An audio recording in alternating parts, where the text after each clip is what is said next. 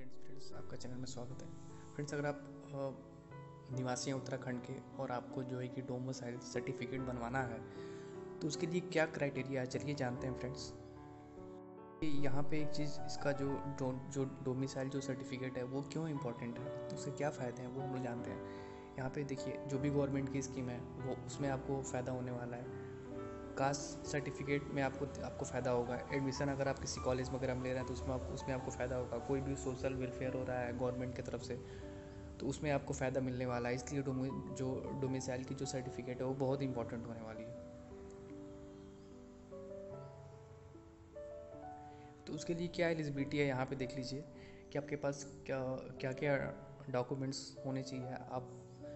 अगर आप डोमिसाइल के लिए अप्लाई कर रहे हैं तो उसके लिए क्या होना चाहिए। देखिए यहाँ पे दिया हुआ है कि आपको पहले तो उत्तराखंड का निवासी होना चाहिए, फिर आपका परमानेंट एड्रेस, और एक चीज़ और है कि 15 साल कम से कम आपको उत्तराखंड में होने चाहिए, यानी कि आपको रहे उत्तराखंड में 15 साल हो गए।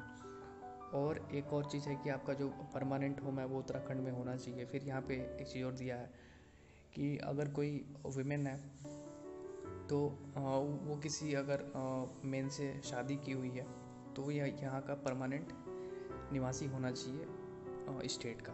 ठीक है, डॉक्यूमेंट्स की बात करते हैं तो यहाँ पे देखिए फॉलोइंग डॉक्यूमेंट्स जो कि रिक्वायर्ड है। यहाँ देखिए कि फ़ोटोकॉपी ऑफ परिवार रजिस्टर ये होना चाहिए। सर्टिफाइड बाय द ग्राम प्रधान, ये सर्टिफाइड होना चाहिए, या फिर आपके जो वार्ड मेंबर हैं उनसे आपका परिवार रजिस्टर का जो फ़ोटोकॉपी है वो सर्टिफाइड होना चाहिए। फिर इलेक्ट्रिसिटी बिल आपके पास फ़ोटोकॉपी होनी चाहिए, राशन कार्ड की फ़ोटोकॉपी होनी चाहिए। फिर आपका जो खतौनी है लैंड का उसका आपके पास कॉपी होना चाहिए।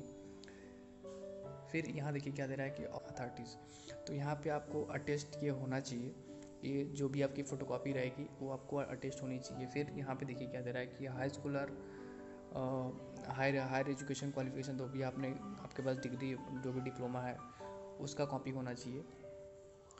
और कंफर्मेशन होना चाहिए कि आप जो यहाँ पे उत्तराखंड के कंटिन्यूस रेजिडेंस हैं और कितने समय से हैं। ठीक है, तो ये चीज़ आपका कंफर्म होना चाहिए। फिर यहाँ पे तहसील की इंक्वायरी रिपोर्ट होगी कि तहसील, हाँ कि आपका ये इंक्वायरी हो चुका है कि आप यहाँ पे रहते हो, वो वेरीफाइड होना चाहिए। ठीक है, और इसमें एप्लीकेशन का प्रोसीजर क्या है, कैसे आप इसके लिए अप्लाई कर सकते हैं। तो यहाँ पे सबसे पहले आप सिंपली जो आपका CSC सेंटर जो होता है, कॉमन सर्विस जो सेंटर है, वहाँ पे आप जाके अप्लाई कर सकते हैं। और अगर वहाँ नहीं हो पाता है तो आपको फिर अपना जो आपका तहसीलदार का ऑफिस है, रिवेन्यू डिपार्टमेंट है, डिस्ट्रिक्ट कलेक्टर ऑफिस है, वहाँ से आपको जाके अप्लाई करना पड़ेगा। और अगर आपका देखिए सब चीज़ आपका सही रहा तो आपको इस हिसाब से इस तरह का कुछ आपको सर्टिफिकेट मिलेगा। और अगर सब चीज़ सही रहा तो देखिए यहाँ पे दिया हुआ है प्रोसेसिंग टाइम कितना है, कितना टाइम आपको जो है कि लगने वाला है।